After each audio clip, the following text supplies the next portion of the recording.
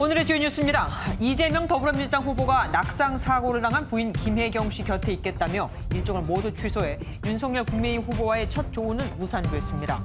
국민의힘 이준석 대표는 윤 후보의 곁을 멤버는 이른바 하이에나, 파리떼를 거듭 언급하며 선대위 구성을 놓고 힘겨루기를 하고 있습니다.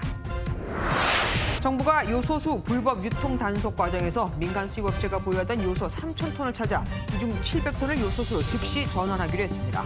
문재인 대통령은 지나치게 불안해하지 말라고 했지만 전북 익산의 요소수 생산업체 앞에 수백 명이 모이는 등 요소수 부족 사태는 진정되지 않고 있습니다. 강원도 홍천에서 빗길을 달리던 리조트 통근 버스와 SUV 차량이 정면 충돌했습니다. 이 사고로 SUV를 타고 있던 외국인 근로자 3명이 숨졌는데 운전자는 무면허였습니다. 오늘낮 경기도 여주시 5만 2천여 가구에 정전이 발생했다가 1시간 반 만에 복구됐습니다. 신호등이 꺼지고 주민들이 엘리베이터에 갇히는 등 도시가 마비됐습니다. 혼자 양육할 능력이 충분하면 독신자라도 친양자 입양을 할 수 있게 법이 개정됩니다.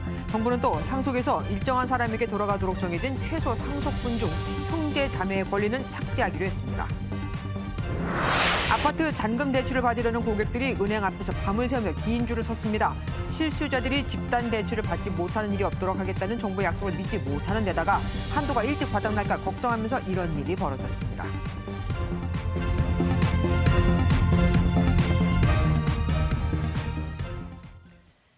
더불어민주당이 이재명 후보가 주장하는 전국민 재난지원금을 공식적으로 추진하기로 했습니다. 아직 정부랑은 협의가 안 된 듯하지만요. 방역지원금으로 이름을 바꿔서 내년도 예산안에 포함을 시키는 방법으로 1월에 지급하겠다는 건데 야당에서는 일종의 대선을 위한 세금 깡이라고 비난했습니다. 주진희 기자가 보도합니다. 이재명 후보가 내건 전국민 재난지원금을 더불어민주당이 당 차원에서 추진하겠다고 공식화했습니다. 소비 진작을 위한 것이 아닌 방역 물품 구입 지원이라며 방역지원금 명목도 달았습니다. 방역지원금은 내년 예산에 반영하여 내년 1월 그 회계년도가 시작되면 최대한 빨리 국민들에게 지급이 되어서 문제는 재원 확보인데 올해 예상되는 초과 세수분 납부를 다음 해로 유예해서 받은 다음 그 금액을 활용하겠다는 방침입니다. 민주당 관계자는 신용카드로 준다는 말도 있지만 지원금의 지급 방식은 결정되지 않았다며 이번 주 안에 당정 협의를 해봐야 한다고 밝혔습니다. 1인당 지급 금액은 추가 세수 규모를 고려해 1인당 20에서 25만 원 정도가 예상되는데 이르면 다음해 1월 지급하겠다는 입장입니다. 야당은 전 국민이 아닌 선별 지원이 시급하다며 비판의 목소리를 높였습니다. 국민의힘 윤석열 후보는 올해 세수로는 재원 마련이 힘드니까 꼼수를 쓴다며 세금 납부 시차를 조정해 돈을 뿌리려는 건 카드깡에서 아이디어를 얻은 세금깡이라고 비판했습니다. 정의당도 자영업자에 대한 보상이 시급하다며 비판에 가세했습니다. 당정 협의도 없이 여당 후보라는 포지션에서 그냥 이제 밀어붙이는 형국이거든요. 그리고 못다한 우리 자영업자 손실보상에 더 써야 된다. 국민의당 안철수 후보도 나라 빚을 판돈으로 삼은 쩐의 전쟁이라고 목소리를 높였습니다. MBN 뉴스 주진희입니다. 자영업자와 소상공인 손실보상에 50조 원을 풀겠다는 윤석열 국민의힘 대선 후보 공약을 놓고도 공방이 벌어졌습니다. 다른 후보들이 일제히 포퓰리즘이라고 비판하자 윤 후보 측은 추경안을 편성하고 임기 내에 갚겠다고 반박했습니다. 문재인 정부가 진 400조 원 빚에 비하면 아무것도 아니라면서요. 우종환 기자입니다. 대통령이 되면 50조 원을 투입해 자영업자 피해를 보상하겠다는 윤석열 국민의힘 후보 공약을 놓고 여야 대선 후보는 설전을 벌였습니다. 이재명 더불어민주당 후보는 SNS에 재난지원금 13조 원은 반대하면서 50조 원을 얘기하는 건 국민우롱이자 포퓰리즘이라고 비판했습니다. 민주당에서도 매표 공약이라는 지적이 이어졌습니다. 대통령 되면 50조를 손실보상하겠다. 그러면 그거는 그야말로 대통령으로 찍어달라는 대가, 찍어주면 대가를 이렇게 주겠다 이런 얘기 아닌가요? 김동연 전 경제부총리는 역사상 없던 추경이 아니고는 불가능한 일이라고 주장했습니다. 50조 정도의 돈을 재원을 만다고 하는 것은 불가능한 일입니다. 재정의 메커니즘을 전혀 이해하지 못하고 내질려는 그런 말로 들립니다. 안철수 국민의당 후보는 이재명 후보가 전국민 재난지원금으로 50만 원을 베팅하니 윤석열 후보가 자영업자 50조 원으로 받고 따블을 외쳤다고 비판했습니다. 윤 후보 측은 세출 구조 조정을 하면 실제 필요한 돈은 30조 원에 불과하다며 단기 국채를 발행한 뒤 임기 내에 갚겠다고 강조했습니다. 그 지수화와 등급화를 통해서 계산을 해보니까 한 40조가 조금 더 들어가요. 근데 이거는 이 코로나의 그 방역 정책에 따른 소위 공용 제한이라는 개념에서 이거는 뭐 헌법상으로도 보상하는 게 맞는 겁니다. 특히 문재인 정부에서 국가 채무가 400조 원이 늘어났는데 이에 비하면 10분의 1에 불과하다며 민주당은 비판할 자격이 없다고 반박했습니다. MBN 뉴스 우종환입니다. 이재명 더불어민주당 대선 후보가 부인 김혜경 씨가 낙상 사고를 당했다며 오늘 일정을 모두 취소했습니다. 윤석열 국민의힘 대선 후보는 광주 방문을 하루 앞두고 4.19 민주묘역을 찾아 참배했습니다. 이현재 기자입니다. 더불어민주당은 이재명 후보의 부인 김혜경 씨가 오늘 새벽 1시 반쯤 경기 분당시 소재 병원 응급실에 입원했다고 밝혔습니다. 구토와 현기증 증세를 보이며 의식을 잃고 쓰러져 밤새 치료를 받고 아침에 부상 부위 봉합 수술까지 받은 뒤 정오쯤 퇴원해 현재 자택에서 휴식을 취하고 있다는 것이 민주당의 설명입니다. 김 씨를 간호 중인 이 후보는 SNS를 통해 갑작스런 일정 취소로 폐를 끼쳐 죄송하다. 오늘만큼은 아내 곁에 있고 싶다며 양해를 구했습니다. 이 후보는 내일부터 정상 일정에 복귀할 계획입니다. 윤석열 국민의힘 후보는 4.19 민주묘역을 찾았습니다. 근조 화환을 바치고 묵념하며 학생혁명 기념탑을 참배한 윤 후보는 방명록에 4.19 혁명 정신을 늘 잊지 않고 자유민주주의를 확립하겠다고 적었습니다. 이후에는 고려대 학생시위를 주도해 4.19 혁명의 도화선이 된 고 이기택 전 민주당 총재의 묘역에 참배했는데 미망인 이경아 여사가 동행했습니다. 우리나라 자유민주주의 발전을 위해서 헌신하신 분이 대신 우리 이기택 총재님께 이 참배를 하게 돼서 참 기쁜 일이라고 생각합니다. 윤 후보는 내일 전두환 옹호 발언과 개사과 사진 논란 이후 처음으로 광주를 방문합니다. MBN 뉴스 이현재입니다. 이준석 국민의힘 대표는 오늘도 윤석열 캠프 일부 인사들을 하이에나, 파리떼라고 칭하며 맹공을 이어갔습니다. 윤 후보에게 결국 득이 안 된다 이거죠. 권성동 비서실장은 김종인 전 비대위원장이 전권을 요구하지 않았다, 갈등도 없다며 진화에 나섰습니다. 원중희 기자입니다. 국민의힘 이준석 대표는 윤석열 선대위 구성과 관련해 연이틀 비난을 이어갔습니다. 하이에나, 파리떼란 표현 덕분에 주변 사람들이 자리 요구를 하지 못하고 있다며 윤석열 후보를 도와주기 위한 것이라고 주장했습니다. 지금 치고 나가야 되는데 못 치고 나가시는 분들. 사실 하이에나 거강꾼 파리떼에 대한 김종인 위원장과 저의 지속적인 언급은 후보에게 상당히 힘을 실어주는 행위가 맞습니다.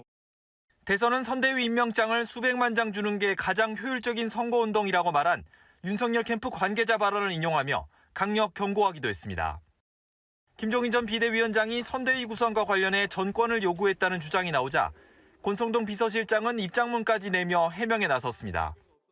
권 의원은 윤 후보와 김 전 위원장이 지금도 잘 소통이 된다며 잘 협의해서 최고의 선대위를 발족하겠다고 밝혔습니다. 한편 탈당 논란과 관련해 경선 이후 국민의힘 탈당 당원은 6,500여 명에 달했지만 컨벤션 효과로 새로 입당한 당원도 비슷한 것으로 알려졌습니다. 이준석 대표는 2030 당원의 탈당 비중이 높다는 것에 대해 심각하게 생각해야 한다고 강조했습니다. MBN 뉴스 원중입니다. 윤석열, 안철수, 심상정 등 각 당 대선 후보가 후보 선출 뒤 처음으로 공식 석상에 함께 모습을 드러냈습니다. 저마다 여성 정책을 내놓았는데 안철수 후보는 이재명 더불어민주당 대선 후보를 향해 여성을 존중할 줄 모르는 후보라며 직격탄을 날렸습니다. 백길종 기자입니다. 2030 여성들의 지지가 상대적으로 약한 윤석열 후보는 여성의 사회 진출을 돕겠다며 돌봄 서비스 확충을 약속했습니다. 부모 각각 1년 6개월 총 3년으로 육아휴직을 확대하고 긴급 보육에 필요한 돌봄 서비스도 대폭 확대하겠습니다. 심상정 후보도 여성이 여전히 임금, 채용 차별에 시달린다며 성평등 사회를 앞당기겠다고 강조했습니다. 슈퍼우먼, 원더우먼이 다 필요 없이 우리 여성들이 그저 자기 자신이기만 되면 되는 그런 사회 만들겠습니다. 아내의 낙상 사고로 이재명 후보가 불참한 가운데 안철수 후보는 이 후보의 여성 관련 의혹을 지적했습니다. 끊임없이 여성 스캔들 일어나는 사람의 여성관, 웹툰 제목만 보고도 나 뜨거운 소리 내뱉는 사람 생각 뭐겠습니까? 1, 2위를 다투는 이 후보와 윤 후보의 만남은 성사되지 않았지만 두 후보가 여성 표심을 얻기 위해 내놓는 정책에 관심이 쏠립니다. 이 후보는 경기도에서 실시하던 공공산후조리원의 전국 확대, 출산, 육아휴가 자동 등록제 등을 지원책으로 내걸었고 데이트 폭력 방지를 위한 법 개정 등 젠더 폭력 방지책을 공약했습니다. 윤 후보도 지난달 배우자 유급 출산 휴가를 2배로 확대하는 방안을 내놓았고 전자발찌 평생 착용 의무화 등 성범죄 처벌 수위 강화를 내걸었습니다. MBN 뉴스 백길종입니다.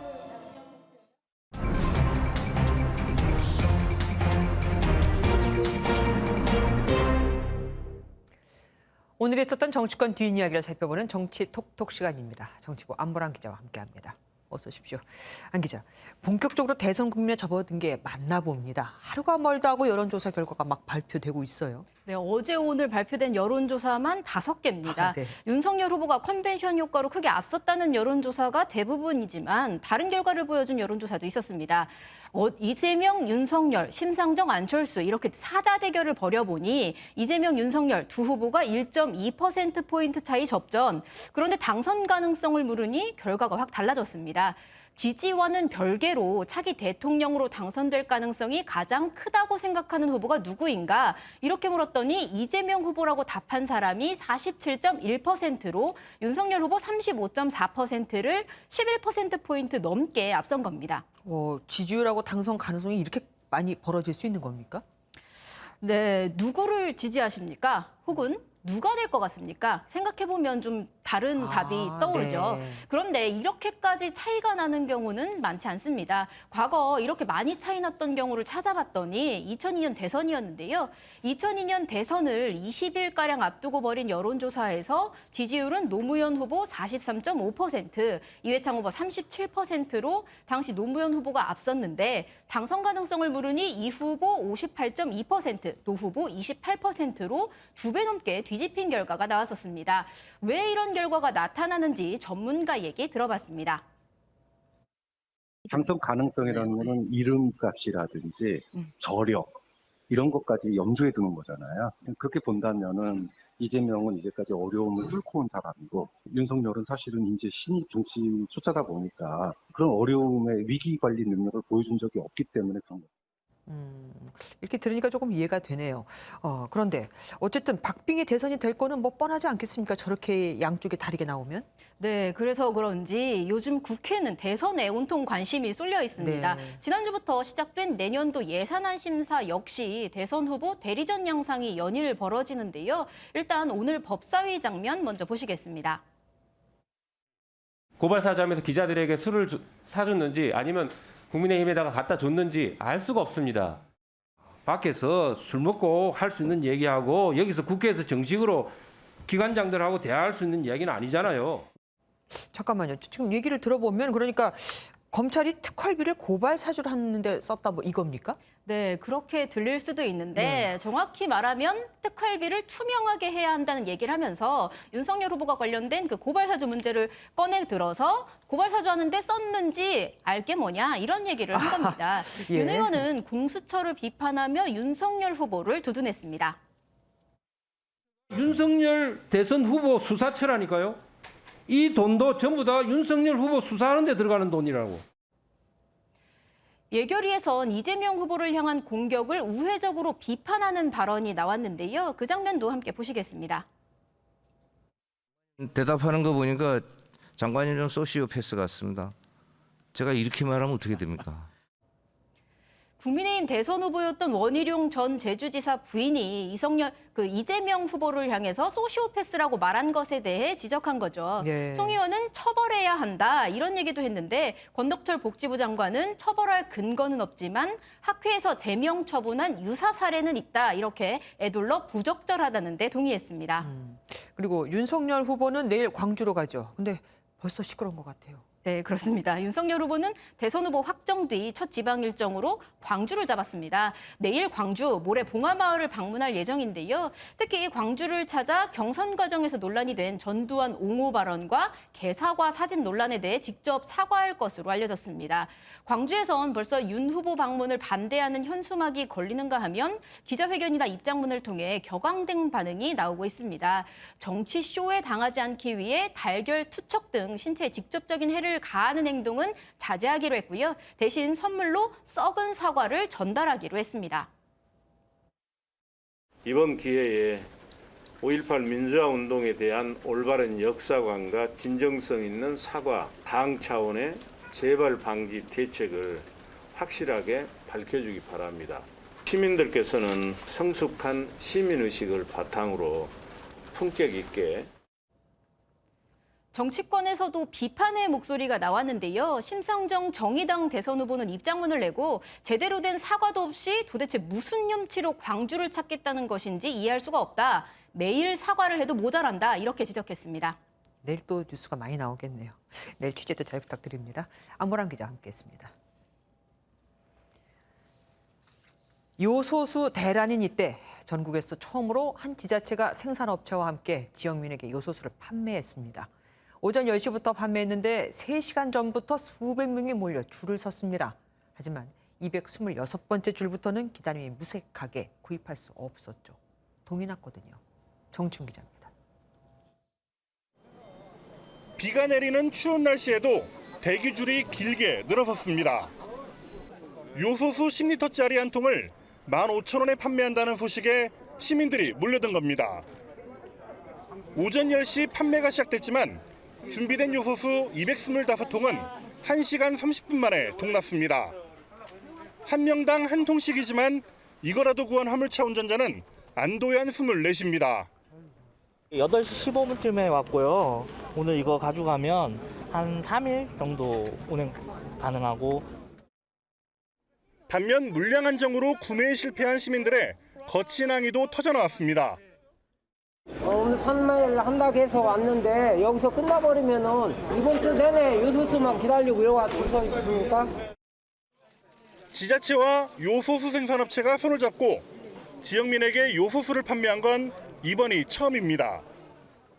우리 시뿐만 아니고 다른 지역을 납품하다 보니까 많은 양은 아니지만 지속적으로 이 물량을 공급할 계획인데요. 요소수 품귀 현상이 끝날 때까지 확보 경쟁의 긴 줄은 이어질 전망입니다. MBN 뉴스 정춘우입니다. 상황이 이렇자 정부는 매일 요소수 대책회의를 열고 있습니다. 오늘은 업체가 보관하고 있던 요소 3,000톤을 찾았다며 이 중 700톤을 이번 주 요소수로 만들겠다고 했는데 그래봤자 사흘치 물량. 문 대통령이 지나친 불안감을 갖지 말라고 했지만 불안을 가라앉히기엔 공급량이 너무 많이 부족합니다. 손기준 기자가 보도합니다. 정부가 연일 요소수 품귀 사태에 대응하는 대책회의를 열고 있습니다. 매점 매석을 막기 위한 범정부 합동단속이 시작된 지 하루 만에 판매업체 한 곳이 적발됐습니다. 중국의 수출 검사에 묶인 요소 7,000톤을 신속하게 들여오고자 외교부를 중심으로 전방위적인 노력도 기울이고 있습니다. 또 이미 호주, 베트남부터 들여오기로 한 물량 외에도 수입 대체선을 찾는 중입니다. 요소수 생산, 판매업자를 통제하기 위한 긴급 수급 조정 조치 고시도 이번 주 중 제정에 시행할 방침입니다. 정부가 수입 시체를 조기에 해결하는 노력과 함께 수입 대체선의 발굴에도 최선을 다하고 있으니 국민들께서는 지나친 불안감을 갖지 마시기 당부드립니다. 여기에 정부는 민간 수입업체가 보유한 차량용 요소 2,000톤과 산업용 요소 1,000톤 등 3,000톤을 찾아냈다고 밝혔습니다. 이 중 차량용 요소 700톤을 즉시 투입해 이번 주 내로 요소수를 생산할 예정입니다. 사흘치 물량으로 군용기로 들여올 호주 요소수와 베트남에서 들여올 요소 물량을 고려하면 엿새 분량을 확보한 셈입니다. 한편 중국 외교부는 국내 요소수 품귀 사태에 대해 최근 조치가 특정 국가를 겨냥한 것이 아니라며 해결을 위해 한국과 적극적으로 협상하고 있다고 전했습니다. MBN 뉴스 송규준입니다. 정부가 물가를 안정시키고 서민 부담을 완화하겠다며 이번 주 금요일부터 유류세를 20% 인하하죠. 그런데 할인된 가격의 기름을 주유소에 공급하는데도 당연히 차가 필요합니다. 요소수가 여기에도 있어야 하는 거죠. 대부분의 주유소들은 지금 유류세 인하된 기름을 받겠다며 저장고를 비워놓고 있는 상태입니다. 배준희 기자가 보도합니다. 건설노조 관계자들이 요소수 폭등 사태에 대한 정부 대책을 촉구하며 요소수와 건설 장비 모형을 부수는 퍼포먼스를 진행합니다. 요소수 대란 속 곳곳에서 불만이 이어지고 있는 가운데 유류세 인하를 앞둔 주유소에도 비상등이 켜졌습니다. 유류세가 인하된 기름을 받기 위해 주문을 뒤로 늦췄고 저장량은 바닥을 보이고 있습니다. 14일까지는 아무래도 주유소들이 기름 재고가 많이 없고 기름도 경유차 같은 경우에 좀 구하기 힘든 상황이죠. 오는 12일 유류세 인하에 맞춰 전국의 주유소가 일제히 기름을 공급받아야 되는 상황입니다. 문제는 시기가 요소수 대란과 겹쳐 있다는 점입니다. 기름을 운송하는 탱크로리 차량들도 요소수를 구하지 못하는 건 마찬가지입니다. 그러니까 요소수 쉽게 구할 줄 알았는데 안 그렇더라고요. 주유소에서 요소수를 정유차가 거래처라고 생각을 안 하고 있기 때문에 탱크로리가 개인 사업자라 각자 알아서 요소수를 구해야 하는 상황. 정유업계는 한 달 정도의 요소수를 확보하고 있는 것으로 보고 있지만 운송 물량이 몰리면 장담할 수 없다는 지적도 있습니다. 기름 공급에 차질을 빚어 요소수가 필요한 경유차뿐만 아니라 휘발유 차량도 멈출 수 있다는 우려가 나오는 이유입니다. MBN 뉴스 배준우입니다. 오늘 아침 강원도 홍천에선 리조트 통근버스와 SUV 차량이 정면으로 충돌했습니다. 이 사고로 SUV 차량에 타고 있던 외국인 노동자 3명이 숨졌는데 운전자는 불법 체류 신분에 무면허 상태였습니다. 장진철 기자가 보도합니다. SUV 차량이 종잇장처럼 심하게 부서졌습니다. 도로 옆으로 튕겨나간 버스는 앞유리가 모두 깨졌습니다. 오늘 오전 7시 55분쯤 강원도 홍천의 한 지방도로에서 리조트 통근버스와 SUV 차량이 정면으로 충돌했습니다. 살짝 내리막길을 내려오던 SUV 차량이 코너를 틀지 못하고 마주오던 버스를 그대로 들이받은 것으로 추정됩니다.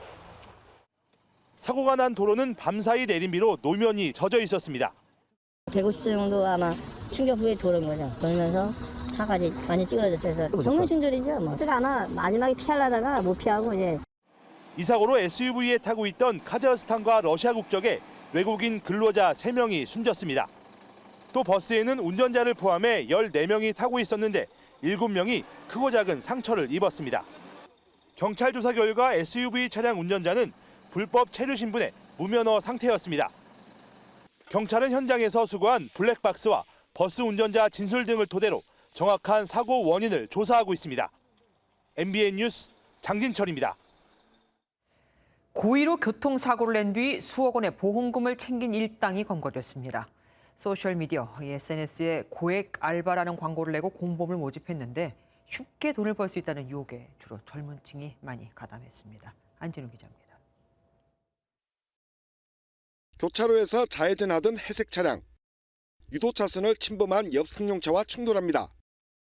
이번엔 우회전하는 차량이 차선을 넘자 승용차의 좌측 앞부분을 들이받습니다.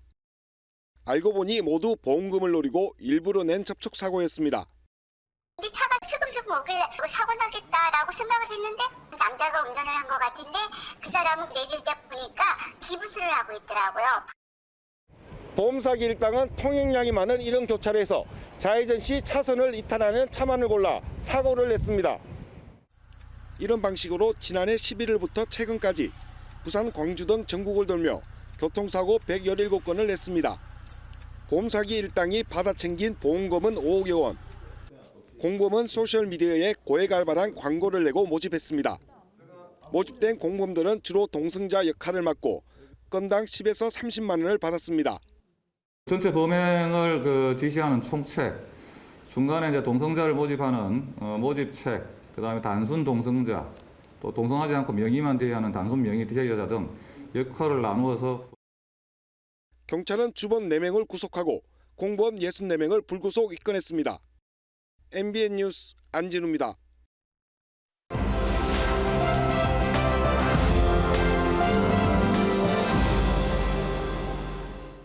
키워드를 살펴보는 오늘의 화제 빅뉴스 시간입니다. 오늘은 전남주 기자 나왔습니다. 어서 오십시오. 첫 번째 키워드 뭡니까?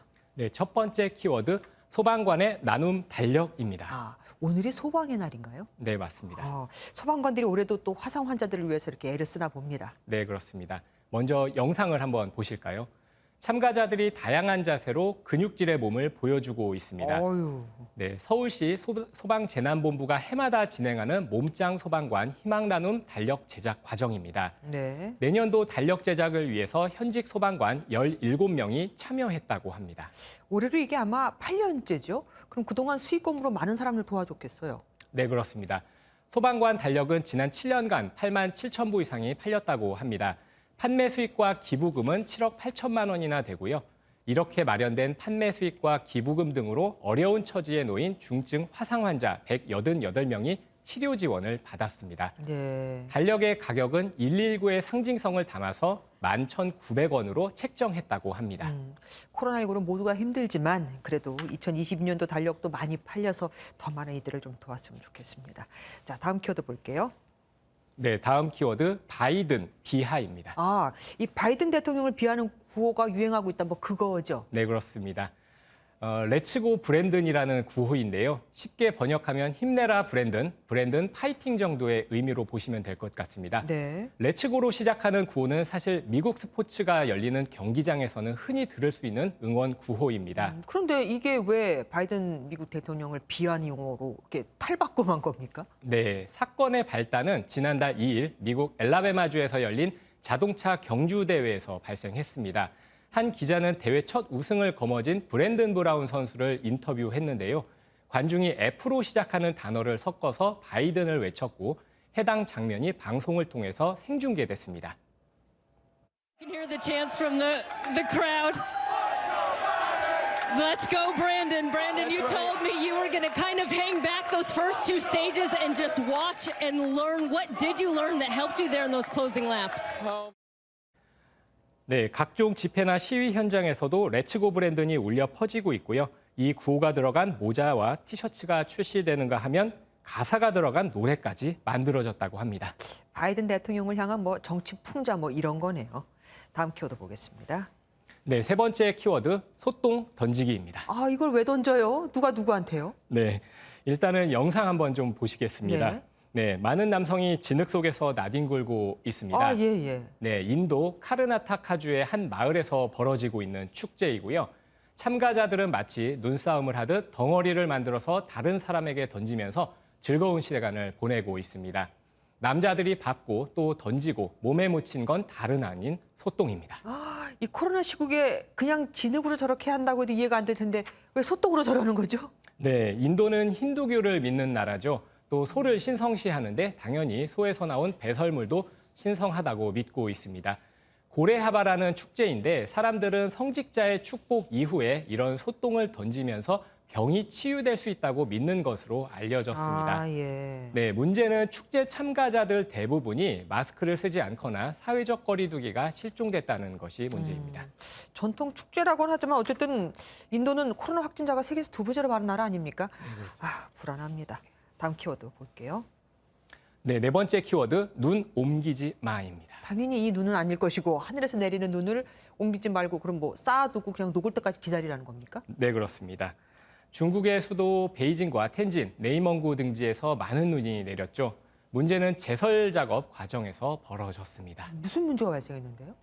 네, 중국 정부는 코로나19 확진자가 발생하면 확진자가 다녀간 곳은 물론 거주하는 아파트 단지 전체를 봉쇄하는 등 주민들의 이동과 코로나 확산을 철저하게 막고 있습니다. 네. 당연히 코로나19 봉쇄 지역에 쌓인 눈도 다른 곳으로 옮길 수가 없어서 봉쇄 지역 내부에 쌓아두고 있다고 합니다. 그러니까 코로나19 확산 방지를 위한 중국의 아주 초강력 대책입니다. 다음 키워드 볼게요.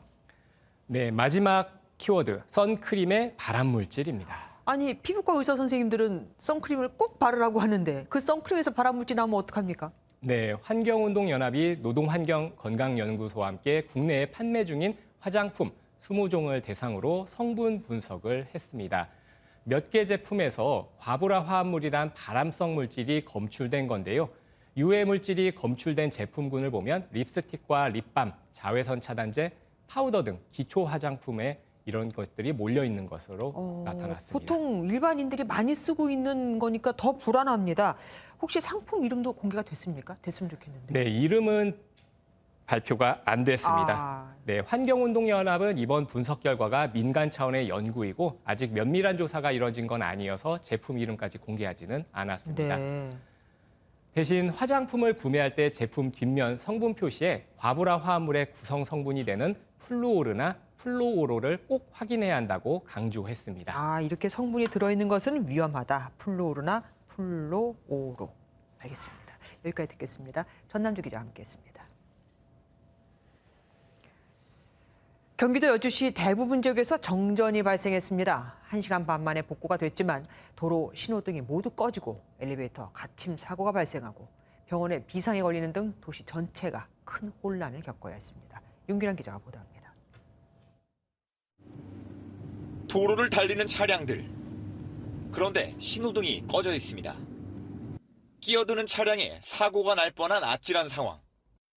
오늘 오전 10시 26분쯤 경기도 여주에서 1시간 30분 동안 정전이 발생했습니다. 정전은 여주시 12개 읍면동 중 9개 지역에서 발생했습니다. 5만 2천여 가구에 전기가 들어오지 않으면서 승강기에 갇히는 사고도 잇따른 것으로 알려졌습니다.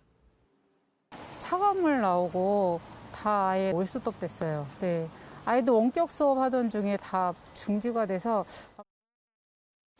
도로 신호등이 모두 꺼져 경찰이 주요 교차로에 배치돼 교통 정리를 했지만 정체가 이어졌고 이곳에선 접촉 사고도 발생했습니다.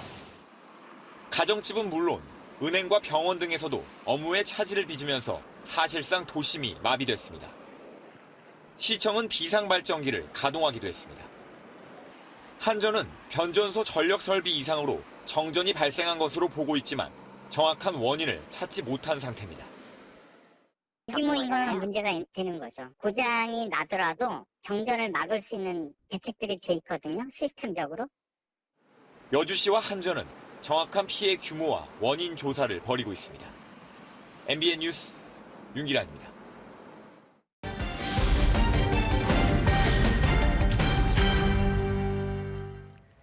카 스파팅을 아십니까? 슈퍼카 같은 비싸고 보기 드문 자동차를 찾아다니면서 사진을 찍는 건데 주차돼 있는 차량이면 그나마 괜찮죠. 도로를 질주하는 차량 옆에서 겁없이 사진을 찍는 10대 청소년이 많다는 게 문제입니다. 경찰도 힘듭니다. 잡아봐야 대부분 촉법 소년이라 처벌도 못하고 안 잡자니 위험하고 고민인 거죠. 신용식 기자가 현장 취재했습니다. 서울 강남의 한 도로입니다. 요즘 주말만 되면 이곳에서 10대 청소년들이 위험한 놀이를 즐긴다고 하는데요. 과연 어떤 상황이 펼쳐지고 있을지 직접 확인해 보겠습니다. 낮 12시가 되자 한눈에 봐도 앳돼 보이는 청소년들이 삼삼오오 모여듭니다. 청소년들이 모인 이유는 이른바 카스파팅 때문입니다. 맨날 나와요? 네, 주말마다. 엄청난 배기음을 내뿜으며 외제차가 쏜살같이 달려나가자 본격적인 카스파팅이 시작됩니다. 차도 바로 옆 연석으로 청소년들이 줄을 지어 모여들었습니다. 바로 옆으로 차가 지나가는데도 아랑곳하지 않고 카메라에만 집중합니다. 위험하거나 그러진 않나요? 위험하지 않다는 이야기와 달리 청소년 여럿이 차도로 들어가 촬영을 하는 아찔한 모습이 찍혀 SNS 등에 올라오기도 했습니다. 약간 불안해요. 애들이 왔다 갔다 하면 다칠 수도 있고 나가지고 여기서 사진 찍으려고 하고 그러니까 차 뺄 때도 좀 불편하죠. 위험천만하게 사진을 찍는 이유가 뭔지 물어봤습니다. 인스타그램 좋아요 같은 거 많이 받아봐요. 쉽게. 재밌어서요. 톡방했어요.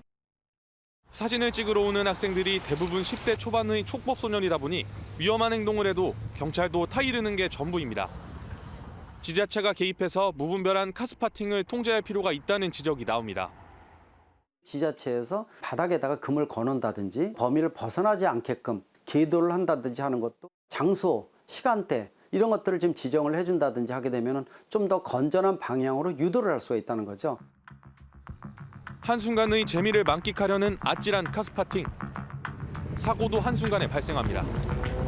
MBN 뉴스 신용식입니다. 1인 가구 증가 등 사회적 변화에 맞게 새로운 가족법 제도가 도입됩니다. 지금까지 독신자는 아이를 입양할 수 없었죠. 앞으로는 미혼 독신자도 자신의 성을 따르는 자녀를 입양할 수 있고 형제나 자매가 유산의 3분의 1을 가져가던 권리는 사라집니다. 서영수 기자가 보도합니다. 친양자 입양은 일반 입양과 달리 친부모와의 법적 관계를 종료시키고 모든 양육 권리를 양부모가 갖는 제도입니다. 친양자의 성도 친부모의 성이 아니라 양부모의 성을 따르게 됩니다. 그동안 독신자는 의사와 능력이 있어도 친양자를 입양할 수 없었습니다. 1인 가구가 증가하는 만큼 독신자에게도 평등한 입양 권리가 허용돼야 한다는 목소리가 커지면서 법무부가 25세 이상의 독신자에게도 친양자 입양을 허용하기로 했습니다. 다만 둘이 아닌 혼자 양육을 도맡아야 하는 만큼 입양 허가 요건은 더욱 까다롭게 보기로 했습니다. 추가로 양육 시간과 입양 후의 양육 환경과 같은 요소들을 삽입해서 보다 충실한 심사가 이루어질 수 있도록 하였습니다. 법무부는 상속 제도도 손질하기로 했습니다. 기존에는 고인의 유언과 상관없이 배우자와 직계 존속은 물론 형제 자매에게도 일정 비율의 유산을 받을 권리가 주어졌는데 형제 자매목 상속 권리를 삭제하기로 했습니다. 법무부는 상속 제도 개정으로 고인이 유언에 따라 재산을 자유롭게 처분할 수 있게 될 것으로 기대했습니다. MBN 뉴스 서영수입니다.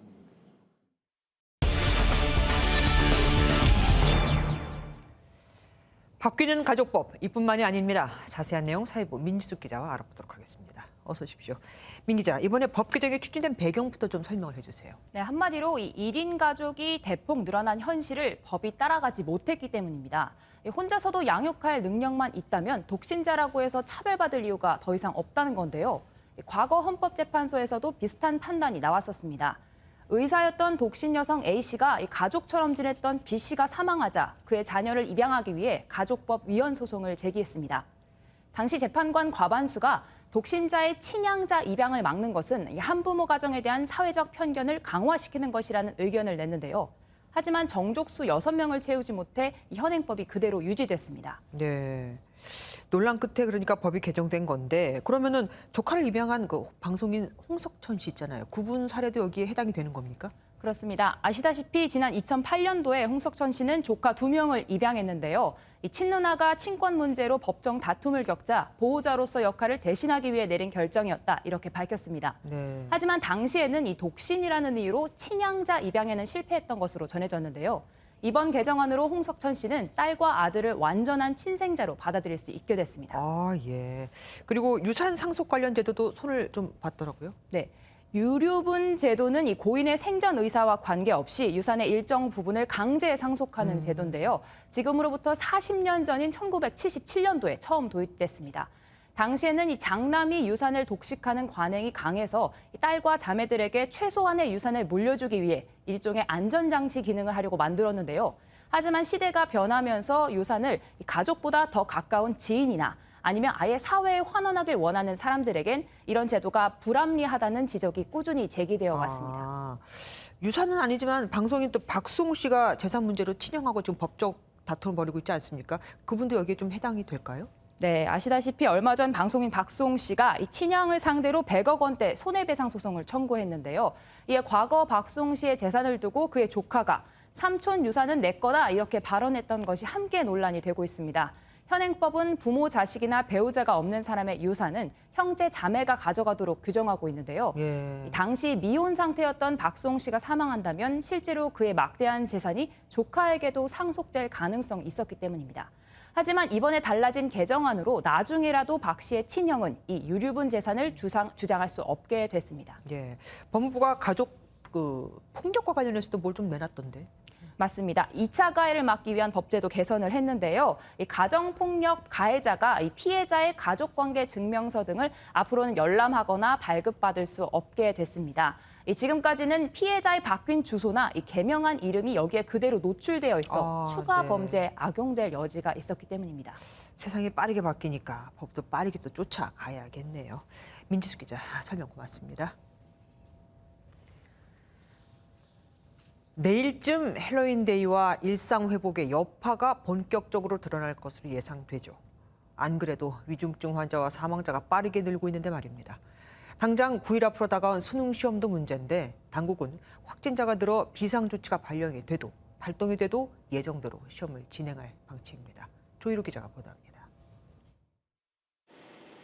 단계적 일상회복 체계에선 위중증 사망률을 낮추는 게 핵심이지만 위중증 환자 수는 400명대로 올라선 이후 좀처럼 줄어들지 않고 있습니다. 0시 기준 위중증 환자는 425명으로 전날보다 16명 늘었습니다. 4차 대유행이 한창이던 지난 8월 27일에 427명 이후 74일 만에 가장 많은 수치입니다. 사망자도 어제보다 5명 늘어 18명을 기록하면서 단계적 일상회복 의료 대응에 비상등이 켜졌습니다. 특히 최근 5주간 사망자의 72%는 미접종자여서 미접종자들에 대한 보호가 절실한 상황입니다. 접종을 완료했는데도 감염되는 돌파 감염도 지난 9월 12%에서 지난주 53%까지 치솟았습니다. 최근에는 접종률이 낮은 13에서 17세, 10대 학년기의 확산세도 걱정입니다.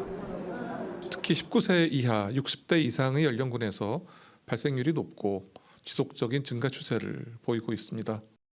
특히 서울 대치동 단대부고를 포함해 최근 2주간 신규 집단 감염 사례 166건 중 교육시설은 47건에 달합니다. 이런 가운데 2022학년도 대학 수학능력 시험은 9일 앞으로 다가왔습니다. 교육당국은 고3 확진자가 적고 만반의 준비를 갖춘 만큼 혹여 코로나19로 인한 비상조치가 발동되더라도 연기 없이 18일에 치를 예정이라고 밝혔습니다. 확진 판정을 받은 서울의 수험생은 병원이나 생활치료센터에 입원해 수능을 치르게 됩니다. MBN 뉴스 조희로입니다. 코로나19로 빗장을 내걸었던 미국이 유럽 등 33개 나라의 국경을 개방했습니다. 공항에서는 모처럼 가족과 연인들의 뜨거운 제배가 이어졌죠. 하지만 한국은 미국에 가려면 백신 접종 증명서를 내야 하는 등 조금 번거로워졌습니다. 미국 국경 표정을 최중락 워싱턴 특파원이 전해왔습니다. Keep new cases from entering our shores. We will be suspending all travel from Europe to the United States for the next 30 days. 잠깐인 줄 알았는데 20개월이나 걸렸습니다. 영국에 있는 할머니는 그 사이 태어난 손자를 미국 뉴욕공항에서 처음 만났습니다. Just elated. You know, there's no words. I don't have any words. 인도에 있는 여자친구는 입국 제한이 풀리자마자 첫 비행기로 날아왔습니다. Pandemic, all the flights from India were restricted because of travel restriction. I could not see her. 하늘길과 육로가 열리자 미국 공항에서는 눈물의 재회가, 국경 검문소는 차량 행렬이 이어졌습니다. 인원 감축과 긴축 경영으로 버텼던 항공사들은 모처럼 화색이 돌았습니다. 미국이 국경을 개방하면서 예약은 6배나 늘어났고 수요가 급증하면서 항공사들은 미국행 항공편을 늘리고 대형 여객기를 동원하기로 했습니다. 하지만 한국의 경우에는 백신 접종 증명서가 추가되는 번거로움이 더해졌습니다. 새로운 규정에 따라 미국 입국 외국인은 2주 전에 백신 접종 완료 증명서를, 3일 이내에는 코로나 음성 확인서를 제출해야 하기 때문입니다. 미국 국경이 폐쇄되고 여행객이 급감하자 사라진 일자리가 100만 개. 일자리와 이전의 당연함이 돌아올지 주목됩니다. 워싱턴에서 MBN 뉴스 최종락입니다.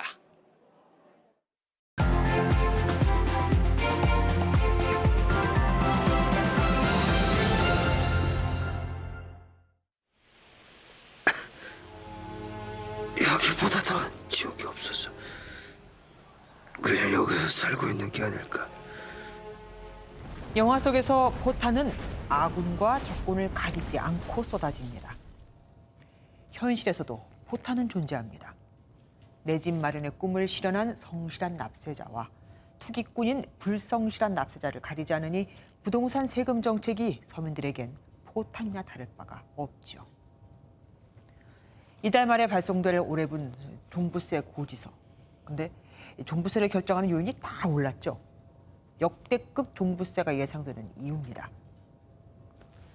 1주택자의 경우 과세 기준을 높여줬지만 집값과 세율은 그 이상으로 올랐습니다.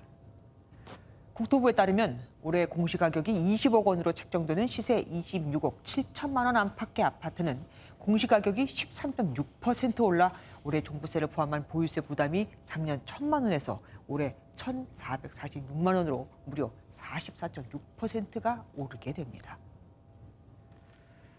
폭탄 수준의 종부세가 부동산 시장엔 그럼 어떤 영향을 미칠까요?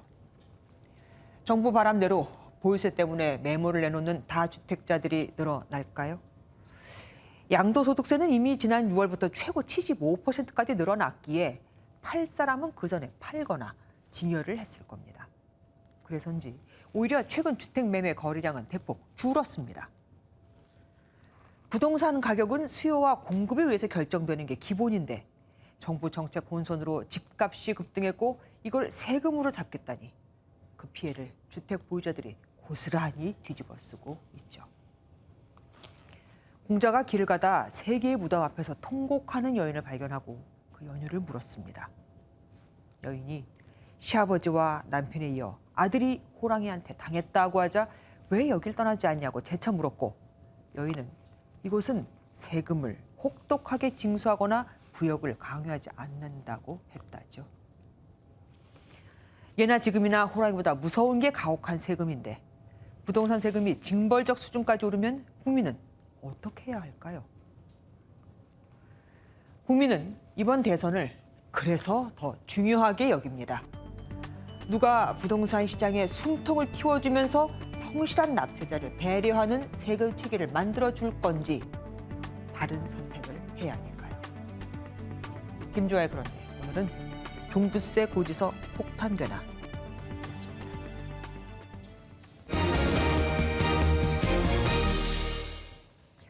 지난 2010년 북한 어뢰에 침몰했던 천안함이 11년 만에 부활했습니다. 그런데 천안함은 북한에 의해 침몰한 게 아니다는 유튜브 콘텐츠에 대해 방심위가 문제 없다고 했었죠. 여기에 항의해 당시 최원일 함장과 생존 대원들은 행사에 불참했습니다. 대신 침몰한 옛 천안함을 찾았습니다. 강영호 기자가 다녀왔습니다.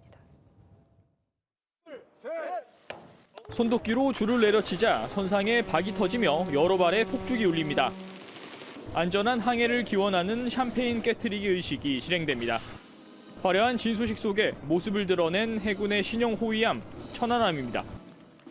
1000톤급 초계함에서 2800톤급 호위함으로 다시 태어난 천안함은 해군의 신형 호위함 사업의 7번째 결과물입니다. 길이 122m로 작전 헬기에 잠수함 탐지 능력을 강화했고 장거리 어뢰인 홍상어를 장착해 공격력을 높였습니다. 한층 강해진 유용으로 천안함은 부활했지만 11년 전 함장과 대원들이 진수식에 불참하며 아쉬움이 남게 됐습니다. 최원일 전 함장은 천안함 좌초설 등을 담은 유튜브 콘텐츠에 대해 방송통신심의위원회가 문제 없다고 결론 내린 것에 항의하며 불참 의사를 밝혔습니다. 천안함 진실은 11년 전에 밝혀졌습니다. 유가족들이 반발이 심하고요. 또 강력히 항의를 할 겁니다. 그리고 방송에 재심을 요청을 할 거고요. 진수식에 참석한 서욱 국방장관은 천안함이 북한 어뢰 공격으로 침몰했다는 점을 지적하며 유족을 달랬습니다. 북한의 어뢰 공격으로 인한 천안함 피격 사건이 발생하기 전까지 다양한 작전과 훈련 현장에서 활약하며 대한민국의 바다를 지켰습니다. 천안함은 2023년 해군에 인도돼 전력화 과정을 거쳐 실전 배치될 예정입니다. MBN 뉴스 강영우입니다. 충북 음성에 있는 메추리 농장에서 고병원성 조류 인플루엔자 의심 사례가 발생했습니다. 검역당국이 현재 정밀 조사하고 있는데 동절기를 앞두고 조류 인플루엔자 확산 우려에 걱정이 이만저만이 아닙니다. 계란값이 이제 간신히 안정세를 찾았는데 또 싶은 거죠. 장명훈 기자가 취재했습니다. 충북 음성군의 한 메추리 농장입니다. 어제 이 농장에서 조류 인플루엔자가 의심된다는 신고가 접수됐습니다. 회사가 많이 발생해서 천수 이상 회사 발생해서 저희한테 신고 들어오신 거고요. 밤에 바로 현장 출동해서 현장 확인하고 시료 채취 진행하고. 방역당국 조사 결과 조류 인플루엔자 H5형 항원이 검출됐고 현재 고병원성 여부를 정밀 검사하고 있습니다. 이 농장에서 기르던 메추리 77만 4천여 마리는 확산 방지를 위해 선제적으로 살처분하기로 했습니다. 동절기를 앞두고 고병원성 조류 인플루엔자 확산 우려에 주변 농장은 긴장하고 있습니다. 걱정이 많죠. 우리 2학 전에도 걸려가지고 문제가 생겼었는데 또 걸리면 저희들은 힘들죠. 추라도 이제 문제가 생기죠. 고병원성 조류 인플루엔자가 더 확산된다면 계란값도 다시 요동칠 가능성이 큽니다. 도매 가격 기준 지난 7월 6,400원까지 치솟았던 계란 한 판 가격은 지난달 5,029원으로 한풀 꺾인 상황입니다. 정부는 48시간 동안 전국 축산시설과 축산 차량에 이동 정지 명령을 발령함과 동시에 각 가금 농장에 철저한 소독을 당부했습니다. MBN 뉴스 장명훈입니다. 가계 부채를 줄이겠다는 정부 정책이 오락가락하다 보니 주택 잔금 대출을 해주겠다는 말을 못 믿고 은행 앞에서 밤새 줄을 서는 진풍경이 벌어지고 있습니다. 한쪽에서는 요소수를 사러 줄을 서고 다른 쪽에서는 대출을 받으려고 밤을 새는 이 상황 정상일까요? 안병욱 기자가 현장 취재했습니다. 세종시의 한 은행 지점 앞 문을 열기도 전인데 대기줄이 길게 이어져 있습니다. 정부가 대출 규제를 강화하자 아파트 잔금을 치르려는 사람들이 대출을 받지 못할 수도 있다는 불안감으로 은행에 몰려든 겁니다. 안 되면 안 되니까 맞죠. 이자 올린대잖아요. 집단대출도 좀 한도가 단지마다 있다고 하니까 안 될까 봐 일찍 왔어요. 저도 직장인인데 연차 내고 새벽까지 왔거든요. 은행 문이 열렸지만 선착순 때문에 들어가지 못한 사람들은 결국 번호표를 받고 돌아갔습니다. 다음 달 입주를 앞두고 있는 세종시의 한 아파트입니다.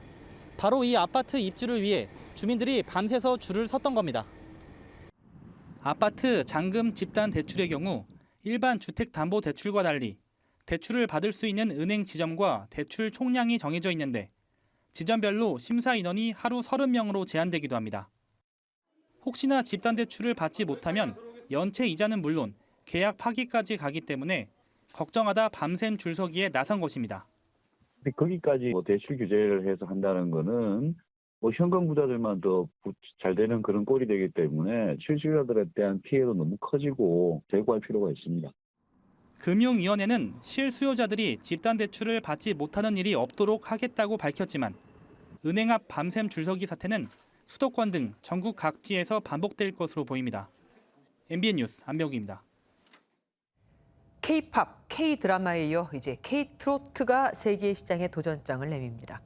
K-트로트 국가대표를 뽑는 프로그램도 등장을 했죠. 세계 6개 나라 프로듀서들이 심사도 합니다. 정설민 기자가 소개해드립니다.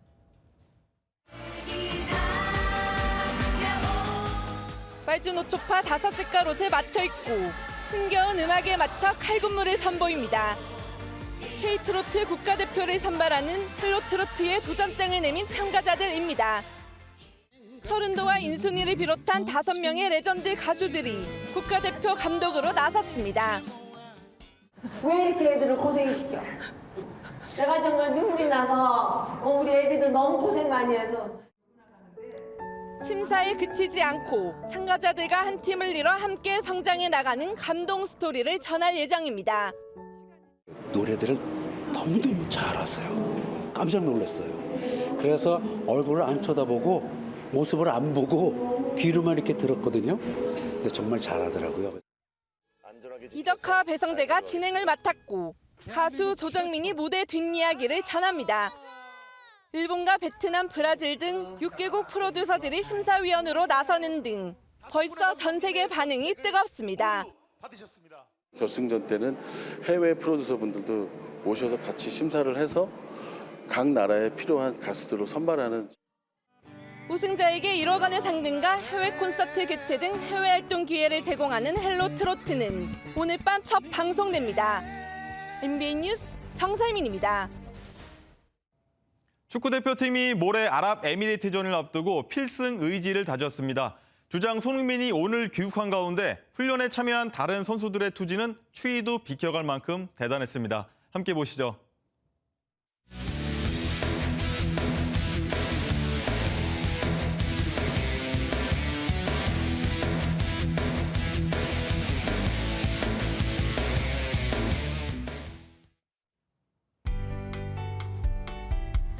모레까지 작은 우산 소지하시는 게 좋겠습니다. 내일도 전국 곳곳에 비나 눈이 내리겠는데요.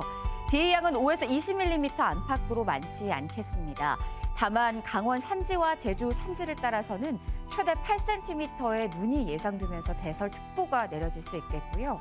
강원 내륙과 경북 북동 산지에는 1에서 5cm, 충북 북부에도 1cm 안팎의 눈이 내려 쌓이겠습니다. 찬 공기가 지속적으로 유입되면서 당분간 추위도 계속됩니다. 내일 아침 서울 1도까지 떨어지겠고요. 경기 북부와 강원 내륙, 산지를 따라서는 영하권으로 내려가겠습니다. 바람도 강하게 불어서 몸으로 느끼는 온도는 이보다 더 낮겠습니다. 오늘 대부분 지역에서 비가 내렸습니다. 한편 제주 산지에는 대설특보가 내려진 가운데 강한 눈이 쏟아지고 있고요. 오늘 서울 관악산에서도 첫눈이 관측됐습니다. 내일 중부지방 아침에는 0도 안팎까지 떨어지는 곳이 많겠습니다. 남부지방 동해안을 제외한 내륙 곳곳에서는 비가 계속 이어지겠습니다. 바람도 강하겠습니다. 동해안 지역 많은 눈이 내려 쌓일 가능성이 있습니다. 금요일에는 서울의 아침 기온이 0도 선까지 떨어지겠습니다. 날씨였습니다.